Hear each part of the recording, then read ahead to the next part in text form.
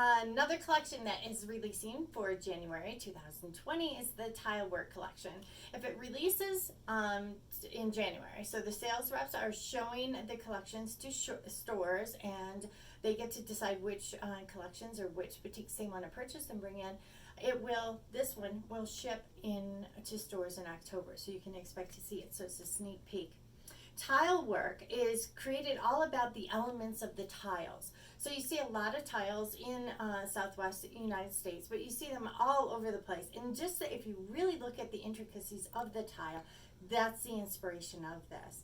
You can see I've got the main print here, and I've set up this collection so it's very easy to use. You've got your main print, you've got your supporting prints, and a lot of essentials to go with it to build a quilt and to make your quilt just vibrant and sing. The main print here is a double chop application. So what that means is the first color that's applied is this one here with the white, okay, or the light. In this case, it's that kind of like a tan look. And then the wax is applied to hold that color, and then it's bleached out. And the next color that's applied is this right here. It's almost like a shadow behind it, kind of, okay? You can see lots of different elements, though. There's so many different elements that are in there, and that's what I pulled out to have for the supporting print.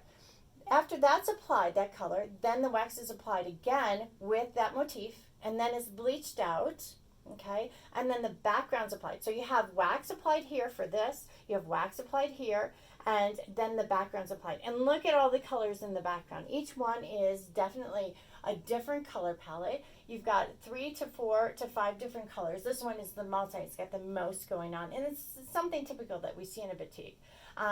But this has more of the grays, or I'm sorry, the greens, the blues, and the browns. And then we've got very dark, deep, almost a black there. This one here has, and I put our shadows next to it, it's just a phenomenal purplish blue. And then a little bit of blue leaning towards turquoise with the rusty brown. Okay, so that's the main print. So how do you go about using the main print? Well, you've got your supporting prints to go with it, and that's where these headers come in. This is how we can showcase how to use the main print. Here you've got the main print, and then you've got a ketan, which is one of the Banyan Batik's essentials. And then here's a supporting print. Now, look at this background here. In the background, you can see the purple in there as well as the gray. It's not just a flat gray. And you can see how it really picks up the purple in the main print. And then we've got the broken glass and a red. Who doesn't need a really good red? Kind of like broken up tile. That's what this print is supposed to evoke the look of. And then again, that multi that I just showed you. Now this one here is a tonal almost. It kind of goes light. So it's not really cream. It's more of a yellow. If you put it next to something like this, you can see I pulled in a little bit of yellow in there. So when you're looking at your batiks, notice how many different colors are in the motifs and how many different colors are in the background, and see what you can pull from there. And here you can see I pulled out the paisley element of a tile, of the tile work, and then I did a lot of multi and in the motif on this one. Some more broken glass. And this right here is kind of like tiles that you can cut if you want, if you're doing a quilt, a diamond quilt on point.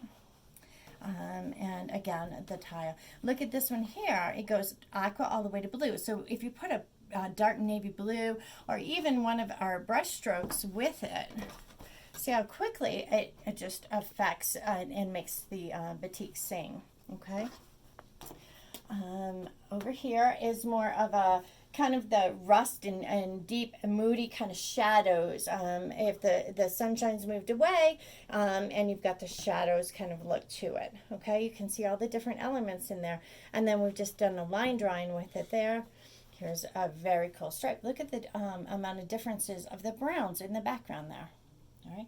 This palette right here is more of a bleached out terracotta kind of look. Something you see during the day, maybe in Southwest kind of palette. We put a multi-ketan because we have some wonderful multi-ketans and some different prints in here. And then I wanted to show you this. This has a little element of the kind of terracotta within the motif, so you can pull that out. So tile work is a wonderful collection that we're showcasing to stores, and it will be in your stores in October. That's if you ask for it. You have to ask them. if they've seen it. To promote these, what we generally do is pull some patterns, patterns that kind of go with the collections that we're inspired by.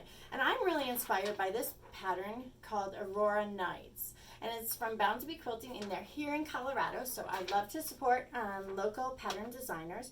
And we've recolored it, and we have it in our lookbook.